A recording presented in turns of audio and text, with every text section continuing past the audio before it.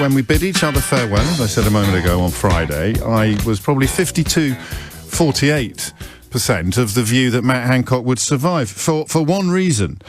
And I think one reason only, and that is that Boris Johnson will not countenance any member of his government, whether elected politicians or appointed advisors, having to fall upon their sword or indeed be shown the door. That still hasn't happened. Be under no illusions. Johnson wanted Hancock to stay as a consequence of their actions. They will not be defenestrated, and they will not be required to undertake a form of ritual professional suicide. And I'm very, very keen in understanding today why you think that is. You will not be massively surprised to hear I have my own theories and my own ideas about why that will be. But I would really like to hear yours. And I suppose the more nuanced, or the less obvious perhaps they are, the more interesting they may be. Not necessarily, but they may be. Again, you'll be aware that in the context of Brexit, I'm required to put £10 in a charity box every time I utter the words "I told you so," but only in the context of Brexit. It was incredible this morning to hear many people, many commentators, many radio presenters talking about Matt Hancock's scandal in the context of all the other ones. And that I found particularly interesting, because I've often wondered, when I inflict upon you that litany of wrongdoing, law-breaking and ministerial code rubbishing that's been undertaken in the it's a relatively short amount of time since Boris Johnson and Dominic Cummings took up residency in Downing Street. It's always surprised me that more people in my profession haven't joined the dots yet. You know, the fact that Priti Patel is a bully, and the man that found her to be a bully, the independent advisor on the ministerial code, resigned in disgust at Boris Johnson's failure to do anything about it. It has always surprised me that Robert Jenrick was able to, and I always have to tread slightly carefully on the law. There are different issues here, different offences. Breaking the law is one thing. Acting unlawfully, I think, is a delicately different matter. But you'll remember that Robert Jenrick found himself sitting next to a tycoon at a Conservative Party fundraiser, and the next thing you know, all of the tycoon's dreams about a new property development have come true, dreams which had already been rejected by the relevant local authorities, or which were about to be rejected by the relevant local authorities. Gove is found to have acted unlawfully in a British court. Matt Hancock had been found to have acted unlawfully in a British court, and I'm almost certain that I've forgotten one or two. And that's the point. I'm going to try to knit together various disparate strands today. Obviously, I'm going to need your help. Would it be too Peak Partridge to suggest that I'll be the needles, you be the wool? No, we won't do that. That's just ridiculous and laughably pathetic. I'm very glad I didn't even think of saying that out loud. But you knit the three together, and perhaps you have some form of an answer to the first question. Why was Boris Johnson so desperate to keep Matt Hancock in post? A man that we now know he considers to be completely effing hopeless. Why? It's bizarre, isn't it? Dido Harding thrown her hat into the ring for a massive promotion after presiding over the catastrophe of our test and trace system. She's not currently accused of having done anything morally wrong or having broken any rules. She's just really rubbish at the job that she was hired to do, and believes that somehow becomes a qualification for getting promoted, which is in many ways breathtaking. So why was Boris Johnson so desperate for Matt Hancock to hand on his job? You can come at that. I've got at least another 8 minutes of absolutely scintillating material before we throw to the first break. But if you want to stop me in my tracks, or you want to get on the board early to be the first caller after 1:15, then hit the numbers now. You will get through. Why? Why was Boris Johnson so desperate? The only reason I thought Hancock would stay was because Boris Johnson would want him to stay. So I was half right. Boris Johnson desperately wanted him to stay, but he didn't stay because the dam broke. And that, of course, leads us into the second element of the question.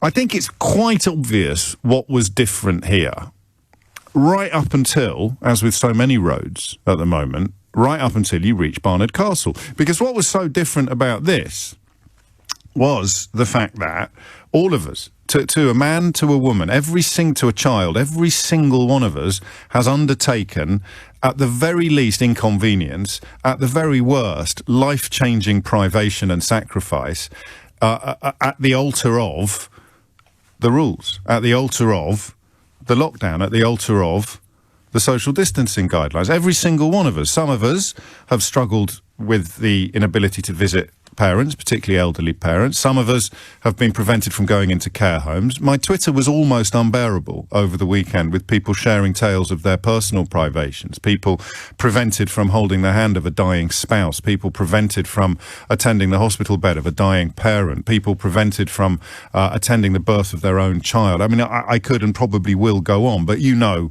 as well as I do, either from personal experience or from the testimony of people that you love, I don't think there'll be anybody listening to this program who has to reach particularly far into their family or their social life to find an example of epic sacrifice being made in order to protect the herd, to protect the community, to protect the country. Why can't we see Grandma, Dad?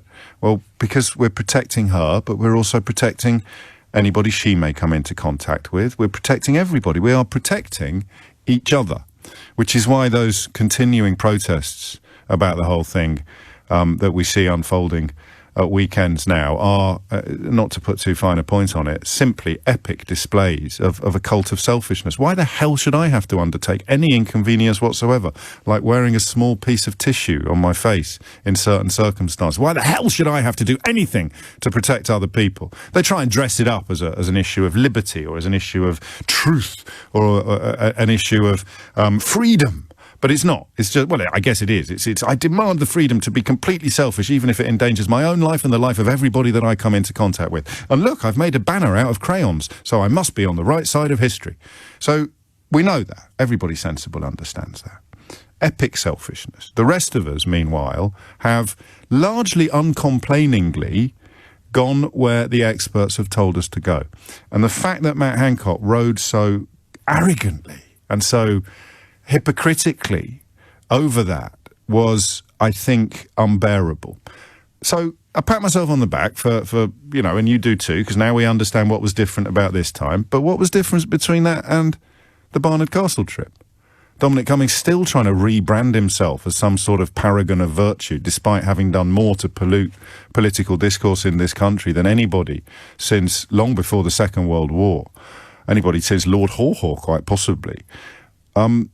Still trying to do it. And yet, when he lied to you about his trip to Barnard Castle, I can't remember what the calls were like, but I can remember the cabinet circling the wagons around him, even Matt Hancock, and they clearly hated each other's guts from day one. Even Matt Hancock was standing in front. He did what any father would do. Do you remember that? He did what any father would do. Unbelievable. The matter is closed, said Boris Johnson, and somehow it closed. So, confident though I am that the breaking point, if you like, for Matt Hancock was the comparison of his conduct to ours. You look at how he has behaved and that Technicolor footage, shoving it down our throats effectively, just how callous his disregard for the rules he insists that the rest of us abide by had been. That comparison did for him. So, question number one, how can the Prime Minister not understand that? Does he honestly believe, I mean, in his bones, that the rules that apply to an entire country somehow don't apply to his closest colleagues? It's almost like a sort of contagiousness of impunity, a contagion of impunity. There you go. If I was even marginally more pompous than I actually am, that would probably be a chapter title in my next book. A contagion of impunity. Actually, scratch that. It might be a chapter title if I ever get around to writing another book. It's a contagion of impunity. So you will remember, because you listened to this programme, how Boris Johnson's housemaster at Eton described his apparent view that the rules were for everybody else. The rules don't apply to me. I can take my mistress on foreign jollies that she's not qualified to come on. I can witness the channeling of public money into the funds for her tin pot company, and I will not be held to account for it. So we know that Johnson believes he can act with impunity. Marriage vows for him are, they're as ephemeral as Christmas tinsel. All of these things. He will lie and lie and lie again. And that's how Cummings got away with it. But something snapped with Hancock. Does Boris Johnson, this is another question you can answer, 0345 606 0973. Does Boris Johnson's own desperate need for his actions to have no consequences, for his lies to go unchecked and unchallenged, for his deceits and his delusions to be treated as truth and reality by his most slavish supporters, does that somehow involve an osmosis of corruption? Oh, got a contagion. Are you writing these down, Keith? We've got contagion of impunity and an osmosis of corruption. So that in order for him to remain in post, unaccountable, then the people closest to him have to be able to behave abominably, appallingly, illegally, immorally, without facing consequences for it. And I really mean this today, because I caught a phone-in programme on a different radio station, one that we overtook in London a couple of years ago, actually, which is, I don't think anyone was ever expecting that to happen. But traditionally, it's a lot more pedestrian than this station is. It's a lot more staid. It's a you get an awful lot of people coming on who haven't really got much to say, but they love the sound of their own voices, and they spend an awful lot of time saying it. Pot kettle, anybody? And I was struck by how many callers from the home counties, how many people who would see themselves as traditional Tories had somehow shifted on this. And that's the first time I've really heard it happen. I don't know why it didn't happen with Barnard Castle and Dominic Cummings, but it did happen with Matt Hancock. And my question for you this morning is why? So if you are somebody who, and I'm going to be generous, I'm not going to use words like cults, and I'm not going to mention Brexit. If you are somebody who has warm feelings to Boris Johnson, I'd really like to know, and I don't know whether you'll ring me, I promise I'll be nice, but I'd really like to know whether this has reached those warm feelings. Because nothing so far has, but has this one, has this scandal. The Priti Patel scandal didn't. The proroguing of Parliament and sending Jacob Rees-Mogg to mislead the Queen at Balmoral didn't reach the warm feelings you have towards Boris Johnson. The Robert Jenrick scandal didn't. The unlawful conduct of Michael Cove didn't impact upon your warm feelings to Boris Johnson. Boris Johnson's alley cat approach to his personal life hasn't affected the warm feelings that you have towards Boris Johnson. His defence of all of the people I've just mentioned and Dominic Cummings, despite the fact they've behaved in ways that would have had them marched out of any other workplace, didn't affect. I just wonder whether this scandal has reached the parts that other scandals have not reached, and whether or not, because remember, I think at 10:16 on Monday morning, having left work on Friday at 1 o'clock thinking, well, of course Hancock's going to survive because there's no way Johnson will demand that he goes. There's no way Johnson will sack him. And I was half right. Johnson didn't sack him. Hancock, call it his conscience, I don't know, call it whatever you will, Hancock resigned. Johnson didn't want him to. So does this one tarnish the admiration for the Prime Minister? I don't know. The number you need, 0345 6060 973. And if you don't want to have a tip at the huge question there about whether or not this does actually, for once, for the first time, cause you to question your support for admiration of this clown car of a Prime Minister, then just do it this way. Why do you care about the Hancock story so much more than you cared about the Cummings one? Jason in Putney is out of the traps first this morning. I'll tell you why Hancock was different to Cummings. He says, in the end, he wanted to go. Cummings didn't. Kind of, yeah. Number two, he couldn't deny it. Cummings denied it. Yeah, we're getting close to it here. And here it is. 3, there was actual toe-curling video. Big difference between Cummings and Hancock. They can lie to your face, but you need to be Donald Trump to actually lie to your face while there is a video next to you, completely contradicting the lie that you're telling. It reminds me actually of Comical Ali, the aide of Saddam Hussein, who would give press conferences about how everything was going swimmingly while Baghdad was burning behind him. Do you remember? So you couldn't do it. You're right, Jace. You're on form this morning. Number 4, he goes on, the Tory backbenchers are beginning to worry about this so-called blue wall voters. Many dislike the cheating on his wife more than they dislike the breaking of the rules. I don't agree with that, but you've already got a gold star, so that doesn't matter. And number 5, MPs and cabinet ministers knew Johnson was tied to Cummings, and they also knew he didn't think that highly of effing useless Hancock. That's really interesting as well, because that speaks of a slight softening of loyalty to Johnson. Oddly, why did you defend Cummings? Because Johnson really would have had my guts for garters if I didn't. He's already been outed for calling Hancock completely effing hopeless. So if I come out if I'm not rushing to the front of the queue to defend Matt Hancock, then I don't really see how Johnson can hold that against me, given that he considers him to be completely effing hopeless. Right, that's Jason in Putney's text to the programme. We're all going to go home now. He's completely nailed it. He's completed my radio phone-in. No one's ever completed a radio phone-in before. I'm joking. Andrula is in Enfield. Andrula, what do you think is going on? Well, first of all, hi, James. Hello, good morning. Good morning. I think the questions are overcomplicating the issue slightly. Everyone's a critic. I think quite plain and simply, we're being led by a PM who's a morally corrupt narcissist. So is it any wonder that he has surrounded himself with morally corrupt narcissists? And when he views their behaviour, is it then any wonder that he thinks, I can probably push this over the line because it's probably something I would have done? And he finds a way of actually defending the indefensible. And I think there's a huge level of arrogance that is kind of pumping out of this government. And I think that when things like this happen, collectively they dig their heels in and want to put on as united a front as possible to deny any wrongdoing, to keep this narrative of and it also becomes self-serving in a way. Yeah. So that the idea of, well, why on earth would I defend Dominic Cummings? Subconsciously, although it hasn't worked for Matt Hancock, you might be thinking, or even consciously, you might be thinking, well, look, if I ever get caught with my hand in the cookie jar, then I'll be golden because I've come out to defend Dominic Cummings and he's hung on to his job. Well, this is it. And also, I just think there have been, there's example after example of ways that they have defended the indefensible, and the British public have let them off the hook. Like, this obviously just went that little bit further, and I agree with the person that texted into you. Jason in Putney. Give him his due. Text me every day. He rarely gets this sort of love. But I do agree with him, the fact that there was, kind of video evidence. That's it then, really. If it had come out, if it had been in the newspapers that he's been having an affair and that he has been snogging her in the office, they probably would have been able to style it out. It's all down to the old celluloid, isn't it? Well, the thing is, it's very hard to spin when there's visual evidence.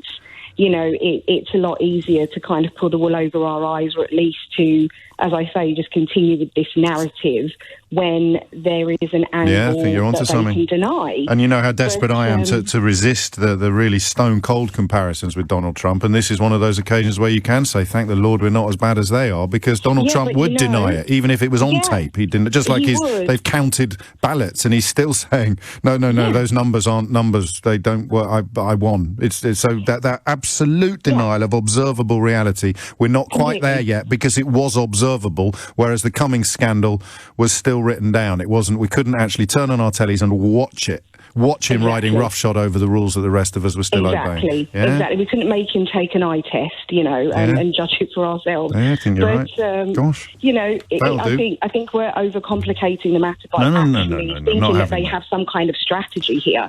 I think they are morally corrupt narcissists. And well, I've got all their albums. I've got all their morally corrupt narcissists. I hear you, Andrula. Thank you. I don't think they all are, oddly. In the same way that I don't think Donald Trump's closest advisors were morally corrupt narcissists. But when you sell your soul to a morally corrupt narcissist, then you probably end up being tarred with exactly the same brush in the way that Andrula describes. I told you I'd forget one. Remember when I was running through all the people who in ordinary circumstances would have been fired or resigned? And I said there's so many of them, I bet I forgot one. Does anyone realise which one I forgot yet? I'll leave it hanging, all right? Quite a big one. And if you don't know the answer, then frankly, you should go away and shut up. Desmond's in Lewisham. Desmond, what do you reckon? J.O.B., my man, good to speak to you.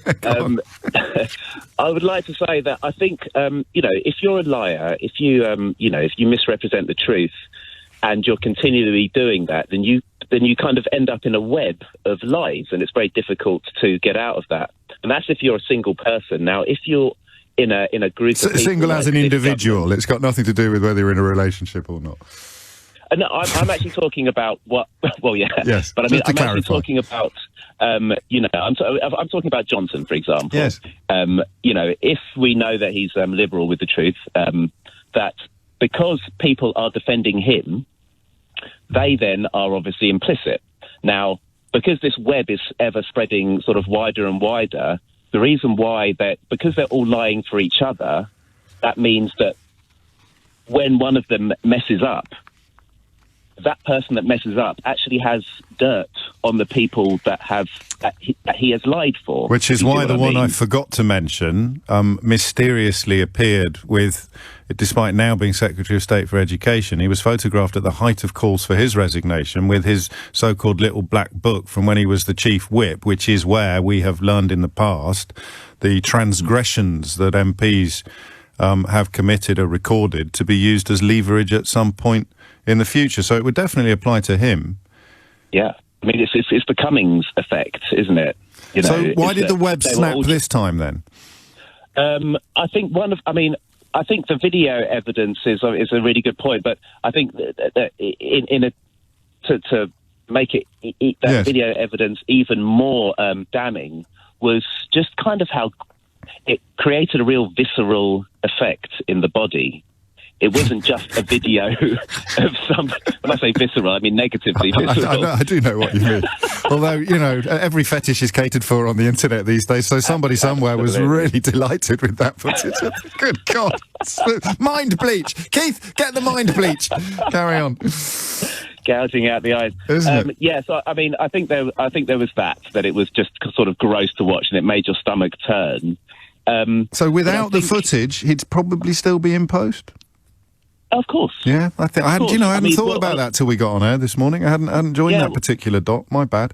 Yeah. I mean, none of the other transgressions by the other ministers and all the ones that you've mentioned and the one that you forgot about. Yes. None of them have faced the axe, and there was no video evidence. But I also do think that. So if we'd got Cummings having a strawberry mivvy by the river in Durham, while claiming that he was, you know, just driving there and back without any intention of enjoying himself, mysteriously to a beautiful tourist spot on his wife's actual birthday, a 60-mile round trip, undertaken to test his eyes. If we'd actually had footage of him sucking on a strawberry mivvy by the river while wearing a Kiss Me Quick hat and having a quick go down the arcade, he probably would have had to go. You know, I wouldn't even be sure that would be the case. I mean, it really does depend on the public outcry, and that's what fascinates us, isn't it? I mean, every day on this programme, why don't you care more? Underpins almost every conversation we've ever had about Boris Johnson's cabinet, and that's why today I'm asking whether or not this one will breach the defences of people that were okay with Cummings, okay with Williamson, okay with Priti Patel, okay with Jacob lying to the Queen, okay with. I have to check my notes occasionally. Nobody's perfect. Okay, with Hancock acting unlawfully, Gove acting unlawfully, Priti Patel being a bully. Everyone's fine with that because, I don't know, it upsets people like me and Sadiq Khan. But will this one breach the dam, do you think? Well, I mean, you know, is it the straw that broke the camel's back? But, you know, we're talking about a Does a rolling stone gather moss? Do too many cooks spoil the broth? We could be here all day. We'll find out. I mean, and this is why I have to tempt in people that might not ordinarily ring in, because when I've told you that this would happen, when I've told you that things like this would become commonplace, you've got quite upset with me, and I understand why.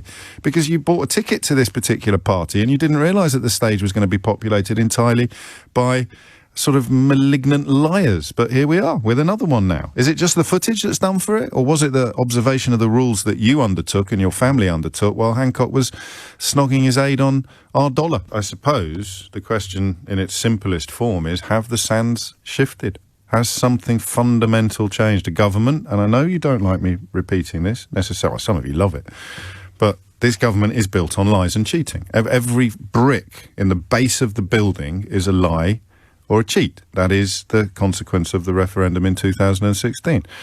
And I have often wondered when the edifice will start to shake and crumble, and it hasn't been remotely affected by a succession of scandals that in any other era of British political history would have been resignation or sacking issues. You know, we start with Dominic Cummings. We end today with Matt Hancock, but in between we have Priti Patel, we have Robert Jenrick, we have Gavin Williamson, the one that I forgot, and we also, of course, have Jacob Rees-Mogg misleading the Queen, Boris Johnson unlawfully proroguing Parliament, Brandon Lewis standing up and saying that they were prepared to break international law in a limited and specific way, shortly after saying that there was never going to be a border in the Irish Sea. It doesn't matter, the truth left the building ages ago. But this one feels different. unfortunately, I'm in the business of chronicling this kind of stuff, so I think I reach a bit too quickly for the sensation of it feeling different. I want to know how you feel, particularly if you haven't been that fussed by all the other scandals and disgraces that I've just listed, but this one somehow reached. 0345 606 0973. And if I can't tempt the Tory old guard onto the phones, then I will accept family members. So you can tell me about your mother-in-law, who's just taken down her Boris Johnson portrait and put back up the one of Cliff Richard. 10:36 is the time. Jim's in Leeds. Jim, what would you like to say? Hi, James. Yes, so, I mean, I suppose I'm one of these people who have lots of friends and family who are big Boris Johnson supporters. And I think the reason why this particular offence hits home more than any of the others is that it's relatable. I think all of the other offences, which, the list goes on as you've done, the way that the government has been building up this almost nationalistic rhetoric behind, we've got unprecedented times, we've got Brexit, we've got coronavirus. I think they hide behind that when it comes to a lot of the political issues. Which means it's no coincidence that Priti Patel has waded back into the news today with plans to treat refugees even more appallingly than we already do. The calculation being that the base, and this may be an unfair description, the base will lap it up. You can, as long as we continue to treat a few foreigners appallingly, we'll forgive you for killing thousands of us. That's the calculation, right? Yeah, no, exactly. And I think, the average member of the public, my nan, for instance, she always seems to have this reason, the government's done this because of that, or especially, I'm in outsourcing, so I am wholly offended by any of these contracts that have been awarded. Well, that's coming next, but that wouldn't matter. So I think objectively, if you set up an algorithm about what's important, then potentially using this private email account to undertake or to even discuss government contracts is huge. Yeah. It's massive, but that doesn't land with people. For the average person, that almost goes beyond them because it's perhaps not something that they fully understand or appreciate. But seeing somebody have an affair on video is something that hits home and something that they can relate to. What, the moral transgression rather than the breaching of the rules?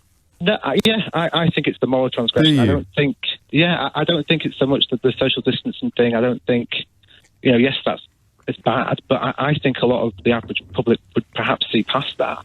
I don't agree with you. I think. I mean, neither of us can be confident, and there's definitely a little bit of both.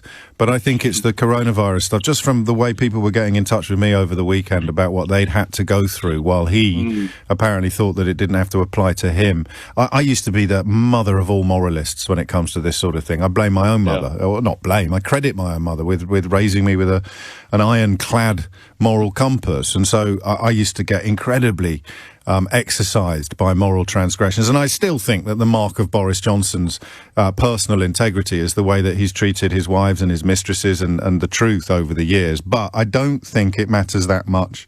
I don't think it matters as much as I used to, and I don't think the public care. This is a party that used to campaign on family values, and they just secured the biggest majority in an extremely long time. They just delivered the worst electoral defeat to Labour in decades, while led by a man who is pretty much the polar opposite of family values. And that's not even an opinion, that's a matter of recorded fact.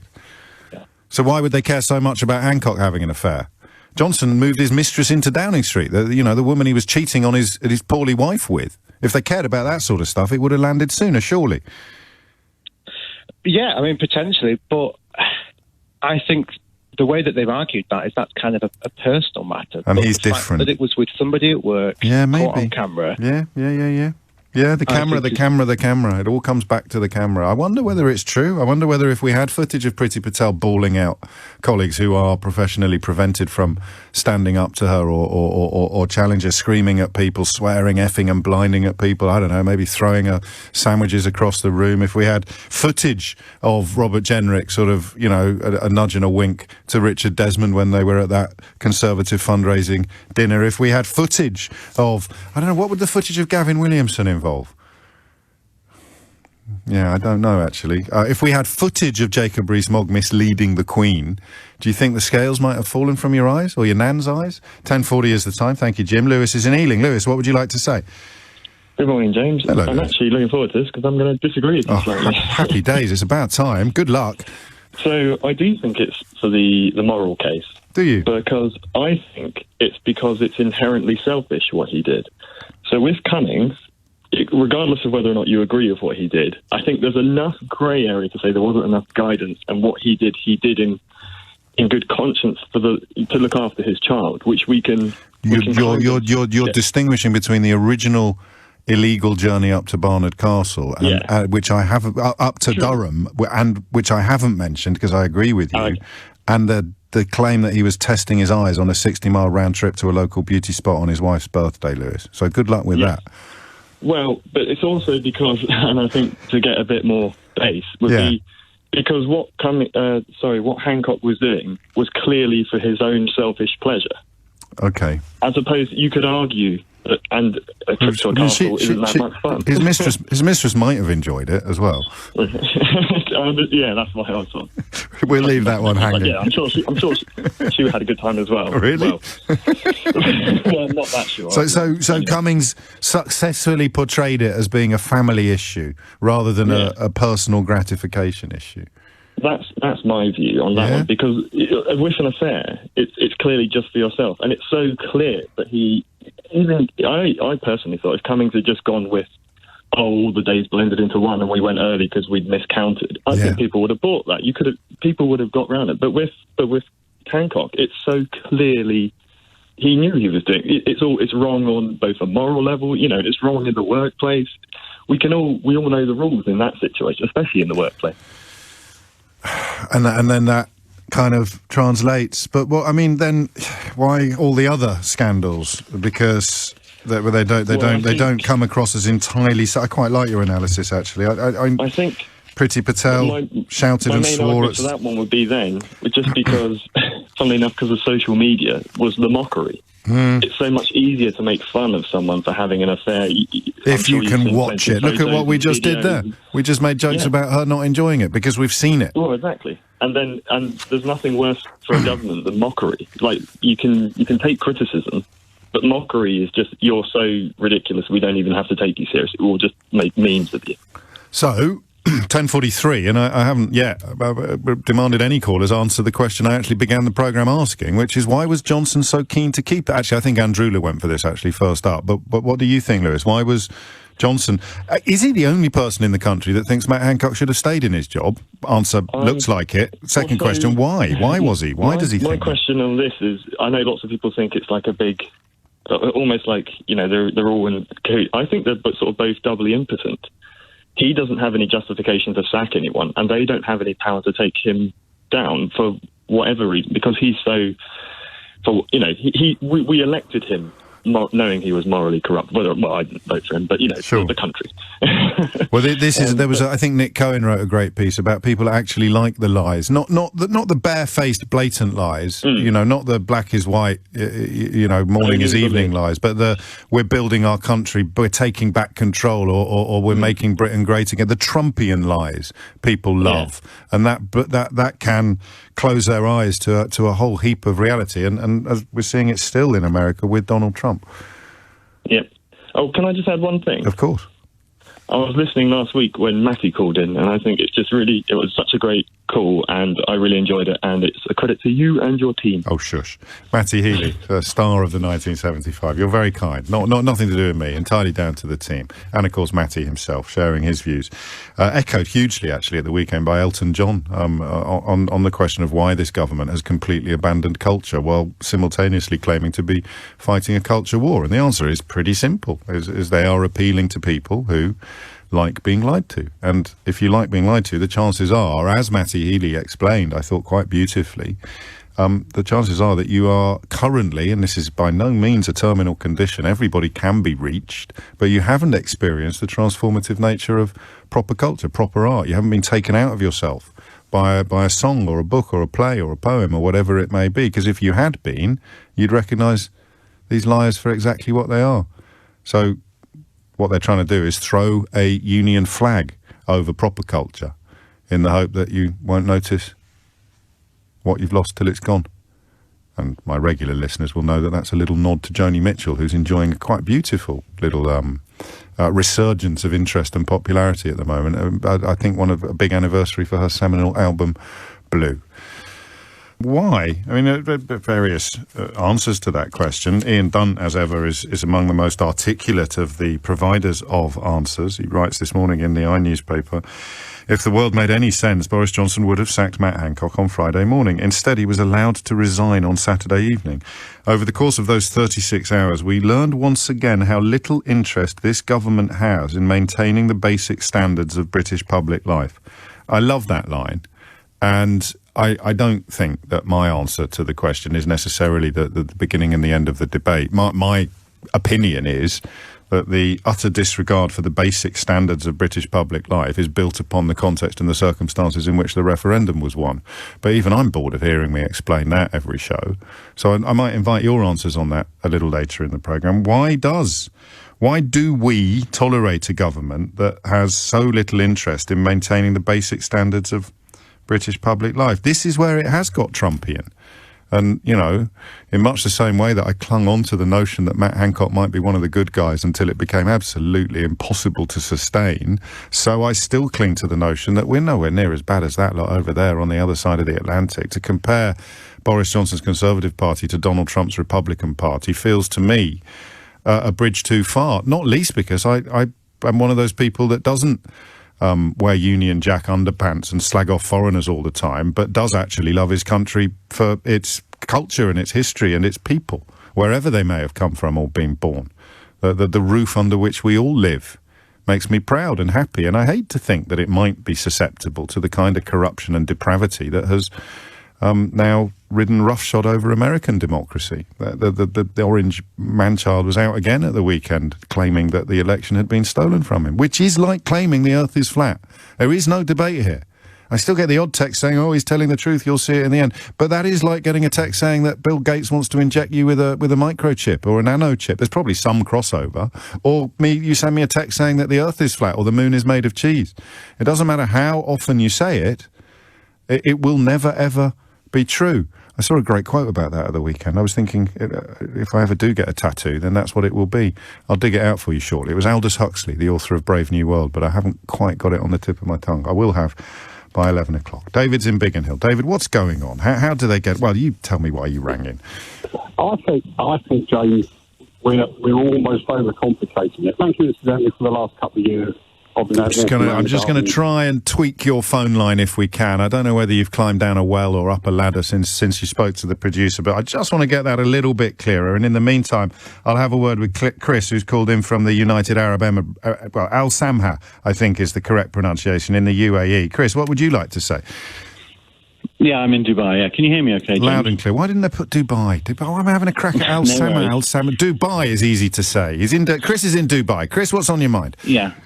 Okay, I'll be fairly brief, first-time caller, but anyway, I just thought it was relevant to what you were saying earlier. I spoke to my mum yesterday, and she's a lifelong, as far as I'm aware, Tory voter, and me and her disagree pretty much on all things politics. She's a Boris supporter. She's, we disagree on Brexit. We're not going to get into that today, but I thought it was relevant that she, when I spoke to her yesterday, she said that the whole thing with Matt Hancock was outrageous, and if he hadn't gone, she was going to write to her MP Jeremy Hunt, and if he still hadn't gone, she was going to revoke her membership.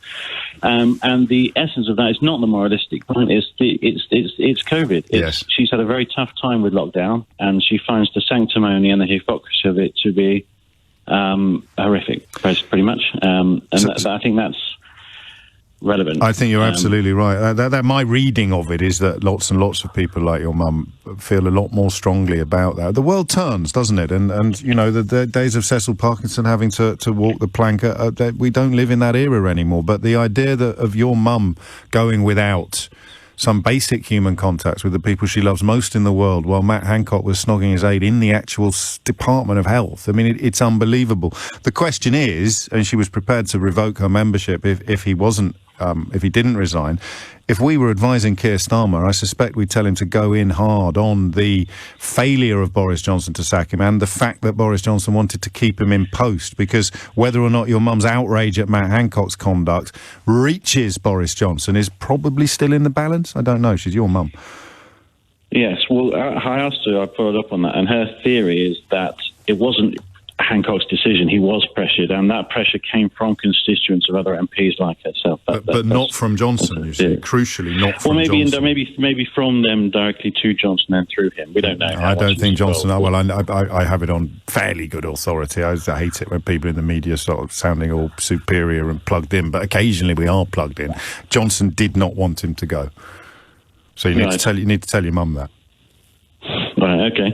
After you've disciplined her for not being tuned into the programme in the first place. Chris, many thanks indeed. 10:54 is the time. Facts do not cease to exist because they are ignored, which is Aldous Huxley's version of one of my favourite Orwell quotes about there is truth and there is untruth. And if you can hang on to the truth, even if you are the only one, you will not go mad. So text me to tell me that Donald Trump actually won the election in America, that's absolutely fine.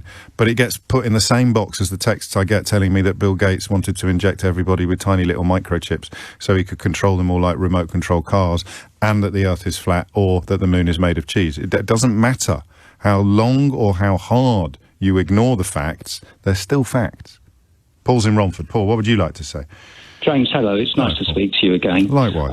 James, I'm one of those people that, after being lifelong Labour, I voted for the Conservatives at the last general election. We were where we were with Brexit and so on, and you thought, well, turn a blind eye to certain things because he's going to get the job done and so on, which he clearly hasn't. What I am absolutely sure of now is I could never vote for these people again. Because there's just a complete lack of moral integrity that seeps through the entire, or at least those people in power. I do not doubt, like the gentleman you've just had on, there are lots of people who vote Conservative who are very good people. Absolutely. I just want to endorse that point completely and categorically. I know possibly sometimes we give the impression that we don't believe that, but who really can go through life without having family members, loved ones, close friends who vote for a completely different political party from the ones that we vote for? Great point, Paul. Well made. But I must say on this, what really got me about this yesterday was the time it took Hancock to step down. If the video did not exist, he would still be trying to keep his job now. Yeah. And for Boris Johnson to come out and back him, and even in his response to the letter of... there was a pretty grim letter as well, actually, that Hancock sent in, for him to write back and basically say, I'm sure you'll be back in the public service before too long. Yes. That really sums it up for me. Just go and sit on the bleachers for 10 minutes. That's a bit American. Go and sit on the sidelines for half an hour and we'll get you back on the pitch before the whistle goes. Yeah, and I feel why he really had to step down, as your previous caller has said, is because I think at the grassroots, for him to try and say, I'm not going to go, I'm going to keep my job, and to even have the audacity to say, this is a time for me and my family. His family didn't even know about it. Yes. And his kids. Yeah. His wife and kids didn't even know about it until the video came out. And for him to even try and use that as a way to say, please, we need time and so on, it just smacks of such hypocrisy, like lots of other people. I mean, my wife, we have family overseas. Yes. We've not been able to see them for 18 months now.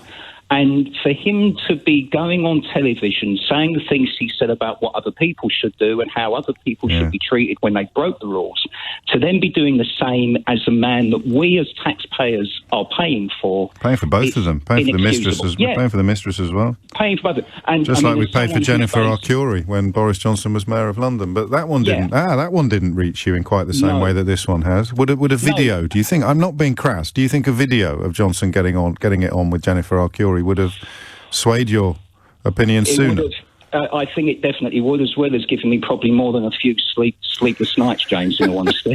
But I mean, and it goes even deeper. I mean, I'm just looking at the newspapers yesterday, and even the so-called Lord of Romford is the guy who apparently signed off the paperwork for Matt Hancock's friend to get her pass to be able to go into work in that particular area with Hancock, because they didn't want it to look like Matt Hancock was too involved in it.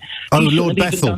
Lord yes, Bethel, yes. Lord Bethel of Romford. So I thought it was a joke. I thought the Lord of Romford was a pub or something like that. But there is a bloke in the House of Lords who chose Romford for his full title. Something tells me I'm not going to be seeing Lord Bethel down the Romford market anytime soon. But, I mean, it just goes deeper and deeper. And I think, personally, what's done it for me on this, 10 seconds. and so many other people, is that enough is enough.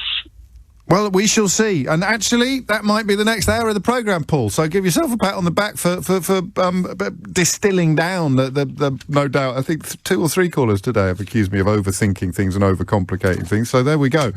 Next hour is, have we reached the enough is enough point? Have the sands shifted? For Johnson, I don't know. Hey, Chris's mum, how typical is she?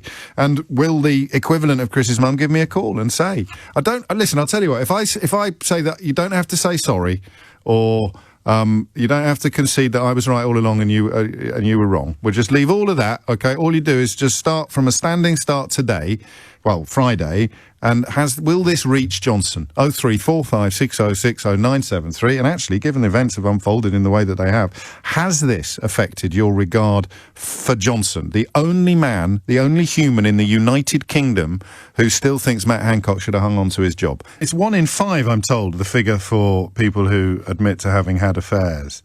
So, I mean, straight away, 20% of the electorate aren't going to be that troubled by Matt Hancock's shenanigans any more than they were by Boris Johnson's shenanigans. I guess if you're diametrically opposed to them politically, you might pretend that you certainly won't be mentioning to your husband that you've had an affair, but you'll pretend to be outraged by someone that you find politically repellent doing exactly the same thing that you've done privately. So I guess I'm suggesting you use whatever ammunition you can find, but the country, when I started doing this job, maybe this is just me that's changed and the country's exactly the same, people used to really... I used to get very sententious, probably unbearably so in retrospect, about other people's... I told you, didn't I, when the late Max Mosley and I sat next to each other on a TV programme, and I get all high horse. I think I was only in my early 30s, such a mid-30s. Well, if you don't want to be photographed at orgies, my advice to you, Mr. Mosley, is don't attend orgies. Like a sort of latter-day Mary Whitehouse. And he quite rightly slapped me down with it. Well, I wasn't asking you to attend, old boy. And I've changed a bit. I don't know whether Mum's going to tell me off after the show today. I still consider fidelity to be really, really important. But, you know, I only really have the right to say that probably in the context of my own relationships and my own marriage. I will reserve the right to trust you less if you're in public life and you lie to the people you're closest to. I reserve that right. But I think, have the right I don't think anymore that I have the right to insist that everybody else falls into line behind my moralistic standard and march upon the citadels of adultery. I just don't. Maybe I'll change again, who knows? But it's important to get that out there. How many people are outraged by the infidelity is not the question I'm asking, for those reasons. I think it's the coronavirus stuff. I think it's Chris's mum. I really do. Who probably wasn't expecting to assume a starring role on this programme today, not least because her son lives in Dubai. But, so this is global Britain.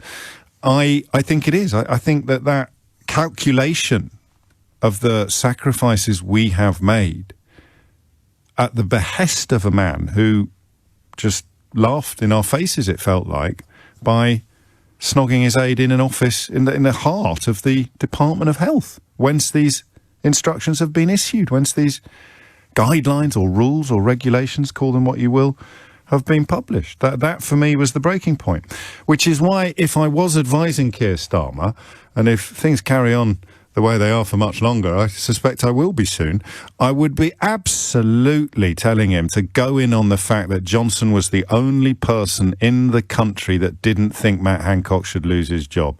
How can the Prime Minister be the only person in the country, a Prime Minister who's supposed to have a popular touch, a Prime Minister who's supposed to be, possessed of great relationships with the voting public? How can he have ended up being the only person in the country who didn't think Matt Hancock should lose his job? So, now, I move you towards, with the switchboard still groaning under the weight of people waiting to answer the questions we've already asked, let me add a couple more to the mix. There's the first one. How did Boris Johnson end up being the only person in the country who didn't think Boris Johnson should lose his job? Andrula had a crack at that on the first call of the day, and the phrase morally corrupt narcissists was burnt into our collective brains. But you may want to go further. You may want to go in a different direction. How did we end up with a Prime Minister who is the only person in the United Kingdom? Obviously, for the benefit of the hard of thinking, there's a little bit of hyperbole being employed by me here. I'm sure we could, if we searched hard enough, find somebody else who would either claim or pretend to claim that they didn't think Hancock should lose his job over this. The point being, of course, that Hancock eventually disagreed with you. So how have we ended up with the Prime Minister being the only person who thinks that Hancock should have hung on to his job? And the question that you can only answer with an opinion, there are no facts in place here. There's no provable answers to this question, only personal experience. Will it touch him? Is this the one that that reaches Johnson? Is this the scandal that reaches parts other scandals have not reached, i.e. the man in charge of all of them, the man presiding over all of them, the man who has created the atmosphere of impunity that allows them, the man whose own conduct has completely created a political environment in which doing wrong does not matter, whether it is issues of basic competence, Gavin Williamson, whether it is issues of personal conduct, Priti Patel, whether it is issues of perceived unfairness and corruption, potential corruption, Robert Jenrick, whether it is issues of basic trust and honesty, Dominic Cummings, or whether it is issues of personal and public morality, Boris Johnson himself. And I could, of course, go on. It's 11:09. Ian's in Sheffield. Ian, what would you like to say? Hi, James. Hello, mate. Just to say I'm self-isolating with a bit of COVID here, so I've got nothing better to do than listen to your show this morning. That's not the most ringing endorsement I've ever had, Ian. but I'll take it. I'll take it. I love the show. Thank you. I've been thinking a lot about the Cummings/Hancock dilemma of the last two summers now. And I think the thing that's different with Hancock is we actually voted for the bugger. Cummings has always been such a weird figure in that he's just some appointee that nobody ever really understood how he got there in the first place, and has become even more weird even since he got booted out. Whereas Hancock is the bloke who's actually looked us in the eye on the telly with the authority of someone who we actually, even though we hate him, we might have to do what he says. Because I think completely broken his own rules. Yes, that's true. I'm repeating what we've said over. But, no, that's fine. I'm just interested because Cummings he's elected, and the other one we didn't vote for him. No, factually you're correct. Nobody voted for Dominic Cummings, who, of course, achieved prominence in public life by promising to remove unelected bureaucrats from the political space. But those vessels of hypocrisy sailed over the horizon a long time ago. He's widely regarded, he is correctly regarded as wielding way more power than Matt Hancock ever did or ever would. So in one sense, we should have got angrier with Cummings, who was the man with the ear of the Prime Minister throughout this process. But the simple fact of votes, you think, makes Hancock somehow more vulnerable to public opinion? I think we're a bit angrier now than we were then as well. We've been locked in for a long time, and the nutters want us to be let out now, and me with my COVID is thinking, stay in a bit, lads. I've had 2 jabs. I'm not going to go swanning round. Just wait until... If you get it, you don't feel too well. Are you feeling... what's it like? Because, the point about the vaccine, and I think we're all on a learning curve here, aren't we? We're all on a dreadful word, journey. But when you are fully vaccinated, you might still catch it. You're much less likely to catch it. You know this. You've got it. But the vaccine will render the likelihood of you being hospitalised much, much, much, much lower. But it's still not pleasant, you're telling us, to get a dose. I'm telling you to get both doses. I'm not saying... No, I meant a dose of the virus. I'm not saying I've ever felt like I was going to need to be taken in hospital, but I've not been very well. And the worst aspect is that my family have had to stay in with me too. So, you're not just spoiling your own life for 10 days, but you're bringing other people into it as well. This mad rush for the turnstiles that some people who frankly should know better and some people who never will are still spouting is slightly odd, isn't it? I mean, Sajid Javid pledging that his top priority is to get us out of this as soon as possible shouldn't be seen as a desperation. I would imagine that's a resigning matter for a health secretary. I mean, somebody needs to have a word with him and say, go back to business, mate. If you know any American businessmen who might give you a few quid. You're covering a lot of ground today. Just to clarify, had you had both vaccines? Yeah, I had them a while ago. And yet you still got it, and that I think is an experience that is quite common and increasingly common, looking at the numbers, and possibly being either ignored or underestimated by people who Ian describes as nutters. I would obviously never use such fruity language on national radio. Yeah, of course I would, but I again, complaining this week, and no one's covered our protest, and you sort of wonder, well, what do you think? How much coverage do you think we'd give to a protest in Hyde Park about if you got 100,000 people gathered insisting that the Earth was flat and the moon was made of cheese? You'd get similar. You'd probably get slightly more coverage, actually, just for the comedy value. 11:13 is the time. Ian, thank you. From Sheffield to Leeds, which regular listeners will know is from my mum's hometown to my dad's. Alex, what would you like to say? Good morning. I've got a few quick points, and I'll get through them, James. Okay, you've got 90 seconds, so I'll be quiet and you rattle through them. Okay. The first one is Boris Johnson has a clear lack of moral authority.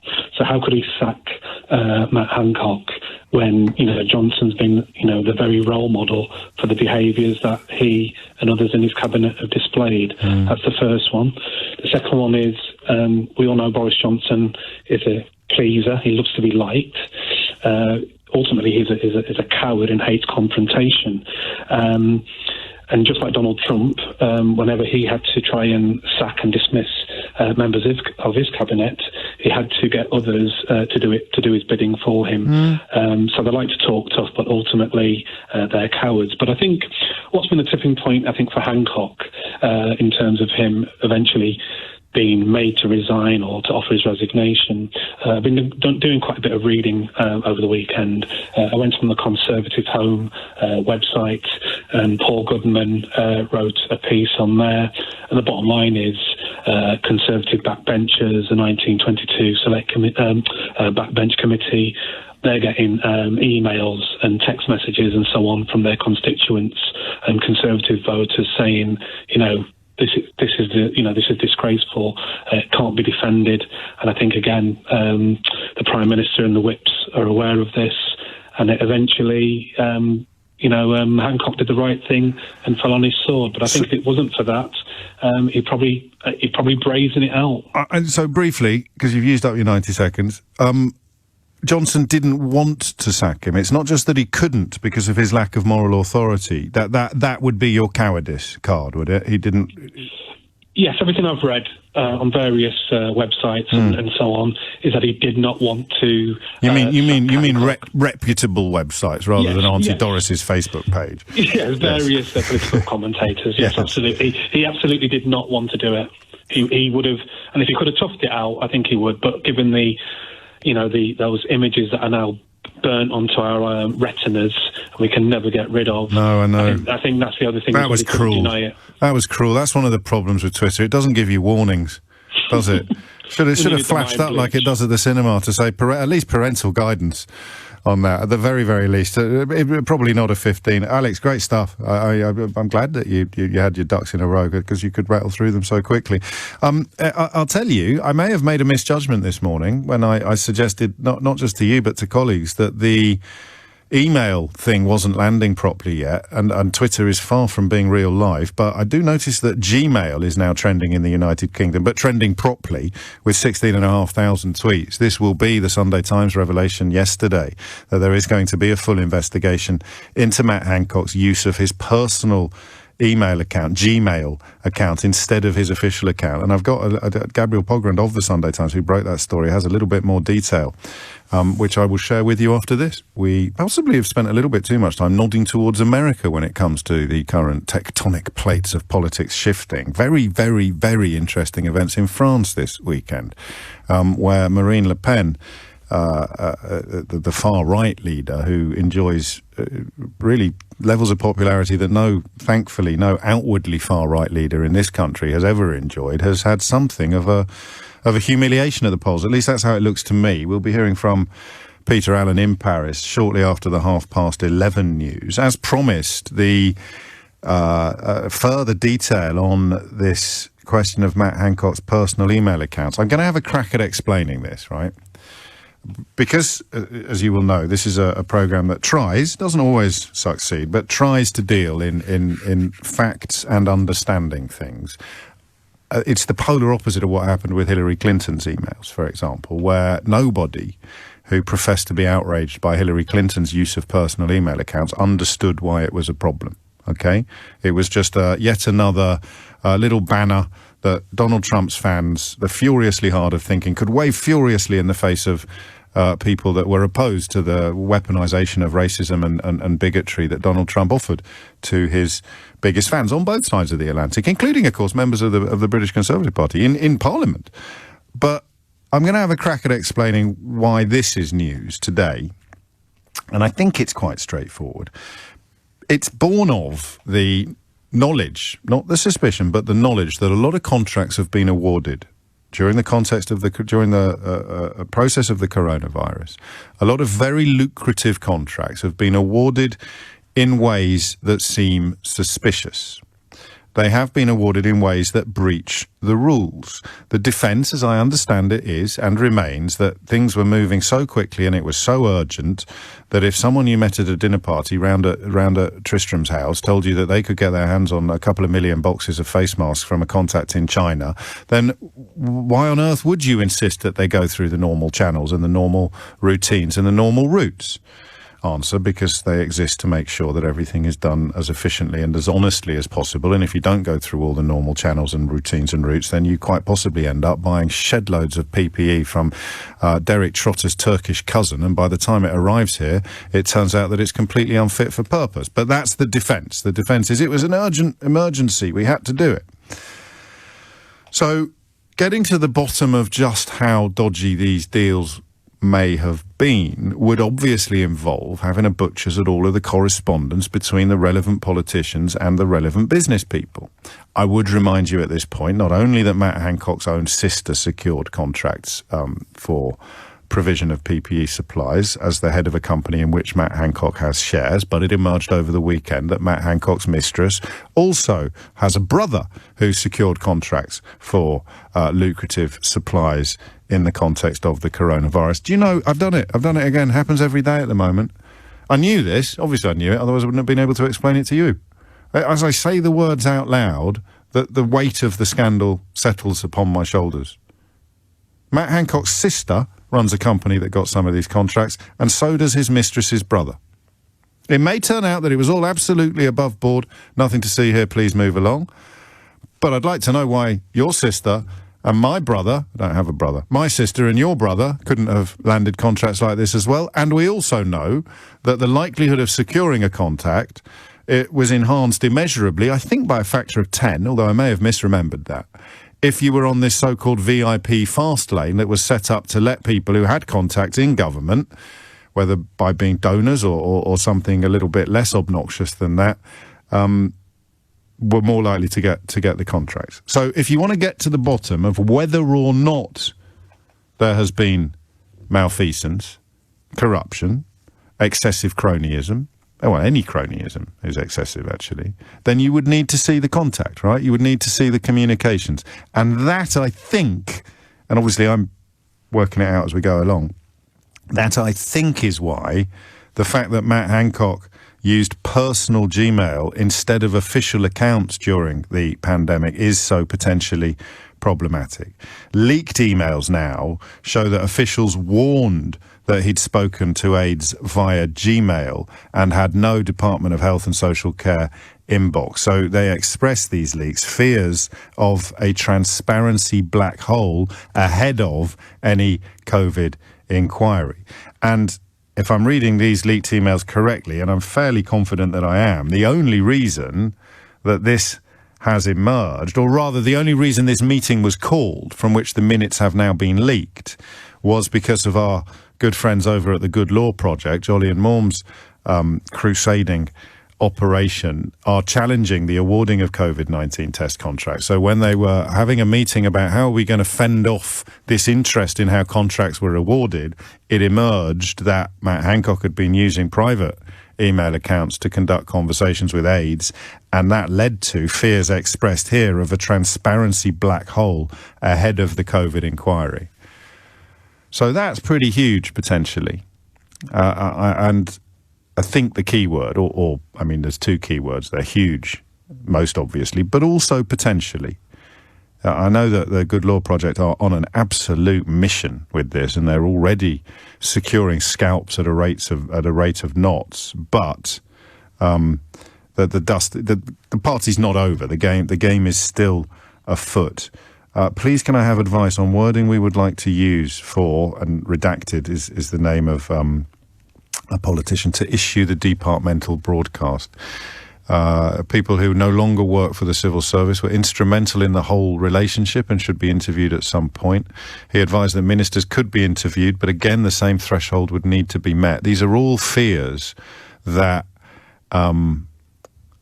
you're not going to be able to satisfactorily fend off accusations of cronyism and corruption without access to these email accounts that I think it's fair to say should never have existed. So he's under investigation for using personal Gmail instead of official accounts during the pandemic, and these leaked emails show that officials warned explicitly that he'd spoken to aides via Gmail and had no DHSC inbox. So again, there may be nothing to see here, but why would you do that? So imagine if Keith and I were planning a coup, right? Or if Keith and I were up to no good. Imagine if Keith and I were selling off LBC microphones out the back down Dagenham Market every Saturday, and it all hinged upon the fact that security never searched my bag, but they're always searching his since that incident with the mackerel sandwiches. So they're always searching Keith's bags when he comes in and out of the building every morning, but they never search mine. Imagine I was smuggling LBC microphones out of the building every day so that Keith could flog them down Dagenham Market. And then ask yourself how likely it is we'd use our LBC email accounts to discuss that. Yeah, exactly, Keith. Not a chance. But we might use our private Gmail accounts and use devices that are not plugged into the main. I'm not for a minute suggesting that Matt Hancock was involved in the illegal sale of stolen microphones. I want to make that absolutely clear.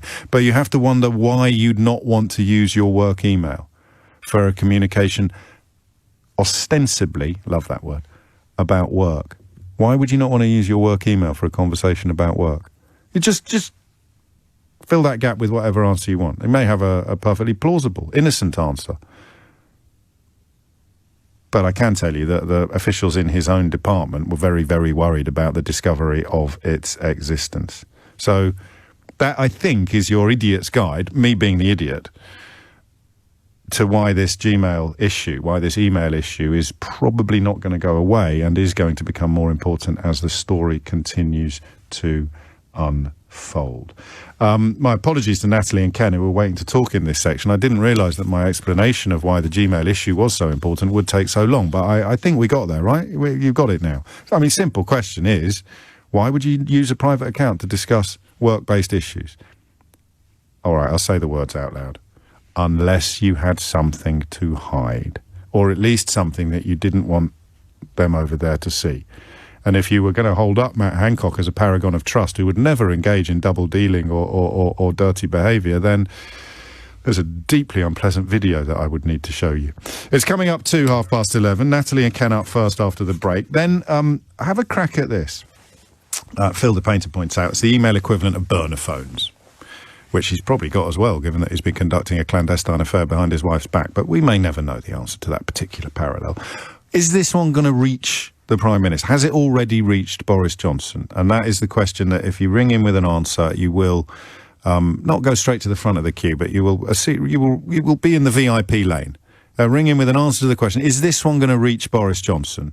And you can go into the VIP lane on my switchboard, all right? Catch up with electoral events in France shortly, but if she's still awake, I thought we'd be only polite to find out what Natalie wanted to say before we talk to Peter Allen in Paris. Natalie in Gerrard's Cross, what made you pick up the phone? Well, I just thought I needed to have my say, Carry as on. everybody else has. That's what we're here for, Natalie. Absolutely, in a nutshell. Well, I just feel that it's extremely important for the representatives of this country to lead by example. Yes. And I believe the reason it's affected the public so much on many levels is, one, because he obviously is, or was now, the health secretary. He's supposed to be leading us through this pandemic, and it is a health issue. So, therefore, we have all been extremely worried about the whole coronavirus situation, and we have followed all of the rules, or most of us have followed the rules religiously. I'm a mother of 4, and 2 of my children, sadly, now have left home. Yeah. They've reached an age where they've flown the nest. And so at Christmas time, obviously the most important time of year when we all come together as a family, we were obviously unable to do so. So when I see what we've just seen, obviously you have to see it to believe it. I think that's what's emerged this morning, isn't it? I think so. Perhaps it's because I'm on the radio and I always think the pictures are better on the radio, but on this occasion we really needed to see the pictures. I think so, because then obviously now we believe what we see and not just what we hear. Yeah. So seeing it, obviously, one thing, it's totally grotesque, but we are seeing a pair that are not socially distancing, and we've been told to socially distance. They're exchanging saliva. We can't exchange saliva. Hang on. We have to say this. No, Natalie, I was so unnecessary. Yeah, all right. So, we're unable to do any of these things, or have been unable to do these things, cuddle and what have you. So it's just a contradiction to what they've been telling us to do, and it shouldn't be the case. And that's what everybody thought, because with you it's not seeing your kids at Christmas, with me it's not seeing my mum for months and months and months. For other people it's much worse. I mean, we're the lucky ones. For other people it's not being there for the final moments of a loved one, or not being there to accompany a loved one to a difficult hospital appointment, or being at their bedside when they passed. I mean, that's, I think, whether we realised it immediately or not, that's what was popping into our heads on Friday morning. And then when the video rather than the stills were released on Saturday, it somehow crystallised, didn't it? Everything crystallised. It's unfortunate, isn't it? Because we have to see things, and obviously we've been told so many things that we've realised now aren't the case. Yes. There's been certain things that we've been told we can't do this, then we could do this, we can't do that, and then we can do that. We don't know what we're doing, to be honest with you. We don't know whether we're meant to go here or go there. So that little clip of not Matt Hancock, Matt Lucas. I get my Matts mixed up. That little clip of Matt Lucas right at the beginning of this mess, where he was going, you can do this, you can't do that, go in, go out, stay in, stay out, go here, go there. You're absolutely right, and it falls to me to remind everybody listening that it's been 18 months now, give or take. And they're still making it up as they go along. So France joining the list of countries that appear to be swimming away from that populist tide of lies and racism that engulfed many electoral battles over the last few years. It's just, America's got rid of Trump. It's just us now. We're sort of I suppose, and Hungary. Viktor Orban still in post. Great. 11:42 is the time. Ken's in Dublin. Ken, what made you pick up the phone this morning? Good morning to you, James, from sunny Dublin. How are you? I'm grand. I don't know why I always say grand when somebody Irish asks me how I am. I never say it to anybody else. I never say it to anybody else, any other accent on the planet. I say, I'm fine, thanks. How are you? Irish fella says it, I'm grand. I'm grand, so I am. Carry on, Ken. Well, to be sure. It's never do that. My comment is quite similar to a previous caller, Valerie. Yes. So basically, obviously I'm living in quite a parochial kind of place here. Everyone looks up to the local priest and the local publican and the doctor. Yes. And I think to a certain extent, on a national level, certainly during the last 2 years, we've all been doing that ourselves. Oh, I like that. Yes. And I think it's quite a sacred position, given how things have been with the coronavirus. And I think there's an element of white coat syndrome, I think, that we all have. We trust implicitly the doctor. They can't do any wrong. I'm going to buy this as a defence of my increasingly incomprehensible warmth towards Matt Hancock over the last few years. It's almost as if it was a psychological self-protection mechanism. Well, he represents all the people that we go to when we're ill and not feeling great, or the people that we look to, essentially. And as you rightly said earlier, it's kind of like as Simon says. He says, put your leg up, you put your leg up. And that's what we've predominantly had to do. So I think the reason that it has such gravitas, completely separate to Boris Johnson or anyone else, is purely because he's in such a sacred position.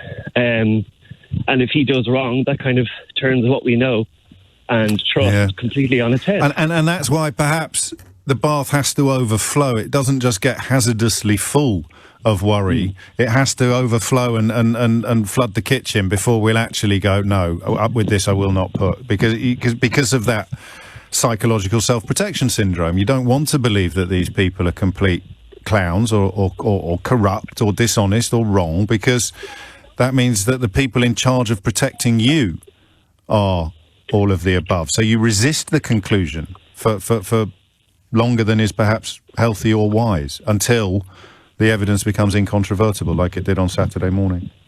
Agreed. I think, when we're all going through times of peril, that there are two avenues generally that we go to, one of faith or one of science. Gosh. We go to the doctor, or we look up. Or we go to the doctor, or we go on our Auntie Doris's Facebook page. Exactly. That seems to how it breaks down. Believe that the moon is made of cheese. Exactly. There you go. See, Ken demonstrating his long-time listener credentials there. Thank you, mate. 11:45 is the time. Just got hold of Jolly and Morm, who, of course, heads up the Good Law Project. And it is indeed, we have discovered in the last 24 hours, a meeting called at the Department of Health and Social Care to discuss how they were going to counter the legal challenges from the Good Law Project that led to the minutes that have now been leaked, containing the remarkable revelation, as far as we can tell from reading it, that the Secretary of State for Health and Social Care didn't actually have a work email account. I may have misread that. We'll check with Johnny and himself after this. John says, when I consulted with Microsoft, I was told clearly that sharing their email via Gmail was a career-limiting move in the permanent sense. If the email contains any personal data about other people, it is also potentially a breach of GDPR. Well, we'll catch up with Johnny and Morn from the Good Law Project shortly on that developing story, I think the grown-ups call it, and the fact that Gmail is trending suggests that it is gathering pace, although, Twitter is about a fifth of the population, roughly the same proportion that admit to having had an affair, so it just provides a hint rather than a guaranteed indication of the direction of traffic. Graham is in Epsom. Graham, what made you pick up the phone? Morning, James. Lots and lots of things. I think it comes down to trust, doesn't it? I can't think of another time in history where trust in public servants has been more important, and yet we are left with the shambles we have of a government that has trained people to lie and a totally ineffective opposition to those behaviours. And the latest things with the Health Secretary just add more fuel to that fire. And I think, as you've probably been told, I have some kind of personal, professional background in these matters. Well, you used to be I was about to say firefighter, but we should probably not do metaphors. You used to be a government press officer. I was a government press officer for a long time, and I have been that guy who's had to go into those rooms with those people and ask for the truth in these kind of issues. And I think what seems to have disappeared from public life in the last decade is truth. I sit here, doing the job that I now do, utterly staggered that the people are being lied to and taken in by what I would describe as personality politics. What? But with people with no real values. I think I would probably describe it as that as well, given that neither of us can swear on national radio. Why 10 years? Because I would say 5 or 6 years, and even under Theresa May, remember, Priti Patel had to go. The lying to the Prime Minister was not tolerated. I mean, oddly, for once on the programme, Graham, I think I'm less. My outlook is less bleak than my callers. So why'd you go back 10 years? Well, maybe that's me being optimistic. I think where we come to is that we've, unfortunately, political strategists have learned one lesson in recent years, and that is that lying works. Yeah. That's the lesson that they've learned. The fact that we've seen what's been happening with our current government, with what we've seen in the United States, with the rise of various nationalistic tendencies elsewhere, means that actually training people to distrust and dislike, the fact that #ScumMedia trends regularly on Twitter, the fact that we're told not to trust the media or the judiciary, it's completely incomprehensible to me in a highly educated nation, which we are, that people are going along with this. And as for, the Health Secretary, zero doubt he should have gone, not just because of his personal behaviour, but because of the circumstances, that the other party here was employed by him directly with public money. And that's probably going to grow as well as a scandal, just as the emails are growing as well. We the scalp is there, the sword has been fallen on, but if you were advising, if you were still in your old job, you would not be thinking, I presume at this point at 5 to 12 on Monday morning, you were not thinking that this story has been done and dusted, or to use one of Boris Johnson's favourite phrases, that a line has been drawn under it, Graham. Well, no, and of course, as you said repeatedly, and I've heard other callers say, the big problem, of course, for this government is Boris Johnson couldn't do anything other than back him up, because it then calls into question his own personal behaviours, which were, let's face it, not dissimilar. There was a hard black line between Boris Johnson and financial support for a third party who was not his wife, yes, and both business and personal affairs that were linked in that way. So he couldn't do anything other than back up Matt Hancock. But that does rather open the Pandora's box of just how far have we fallen. And that recurring question on this programme, what the hell would you have to do to actually get sacked by him? We still don't know the answer to that question because, of course, Hancock resigned largely against Boris Johnson's will. You lead me once again into that really weird territory where I derive a degree of satisfaction from hearing somebody with your credentials and qualifications endorse what I've been wanging on about for the last 3 or 4 years, but at the same time, hearing someone with your credentials and qualifications endorse what I've been wanging on about for the last 3 or 4 years is actually terrifying. Well, I'd add one more thing, James, which is in the first lockdown, the business I'm now in, which is linked in with sport, and of course there's no sport, zero income. Yes.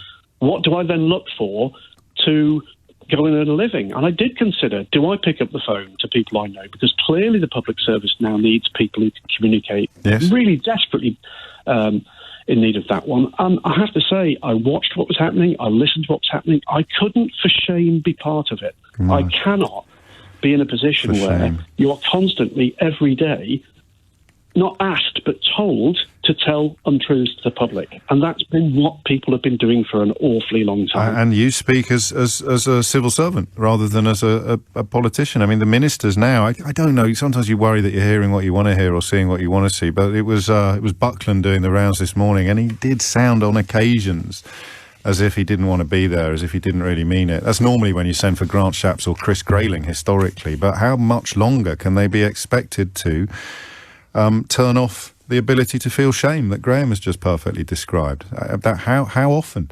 Well, here's a man who might know. Jolyon Maugham, of course, heads up the Good Law Project. You presumably were as tickled as we were to discover that it was your legal challenges to the award of some of these contracts that prompted the meeting at the Department of Health and Social Care that has the minutes of which have now been leaked. I hope I get this in the right order. I'm sure you'll pull me up if I don't. And now we know that Hancock was using his Gmail account, his private email account, to conduct conversations with aides. And if we've read it correctly, he didn't even have a work account. Or if he did, he never used it. Make sense of it for us, Jolyon Maugham. Well, it's a difficult ask, actually, because it's quite difficult to make sense of. I think if you stand back and you think about what's supposed to happen, civil servants are supposed to be keeping an eye on what politicians who have different motivations are doing. They're able to do that when they can see what's popping in and out of ministerial inboxes. And they can't do it when ministers are using private email addresses, or when they're using WhatsApps, or they're using Signal, or they're using these kind of automatically disappearing WhatsApps. So there's a sort of procedural problem there that part of the sort of constitutional infrastructure that we have in place to secure that public money is spent properly has been rendered inoperable by this rather ugly tendency. But it's a bit more than that as well. Because, I mean, I gave the example to The Guardian yesterday of walking into a bank wearing a balaclava. I mean, it's not a wrong in itself, but it's not exactly a sign that you're up to any good. No, I take your point. So why are they doing this? Why are they not prepared to use departmental email addresses where everyone can see what they're doing crisply? You know, what have they got to hide? And it's not just Matt Hancock. It's Lord Bethel. It's the Lord of Romford, no less. Cummings. Yes. You know, I've got lots of emails from Dominic Cummings using his Google Mail. While he was in post. While he was at number 10, that's right, doing the Prime Minister's bidding. You know, there's a whole part of the picture involving vast sums of public money that is being hidden from public view, being hidden from the sort of protective architecture of the civil service. And what they're discussing in these minutes is whether any of the stuff in Matt Hancock's private Gmail address can be disclosed pursuant to the duty of candour that they have to the court. But of course, we can't know, right? The thing about a Gmail address is, well, you know, if I send something and I later think, well, that's something embarrassing, I can just hit the kind of delete button. Yes. And no one will ever know that I ever said it. None the wiser. It's really quite worrying. And that is, I mean, you've couched your contribution in careful language, because that is the fundamental sort of figure of speech at the bottom of all of this, is if you've got nothing to hide, you've got nothing to fear.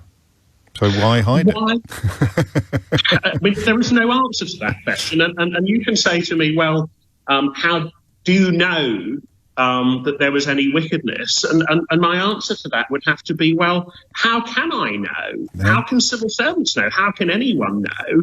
But like going into your local high street bank wearing a balaclava, this is not the conduct that you engage in if you're doing things properly. There is no need for it. You only do this, you only use your disappearing WhatsApps if you're up to no good and you know it, I think at least. What's briefly, because I'm already late for the news, what is the state of play on your various legal cases? Can you give us a quick thumbnail sketch of where we are? No, there are too many to give you a thumbnail. I thought there might be. Well, can we have a proper catch-up later this week then?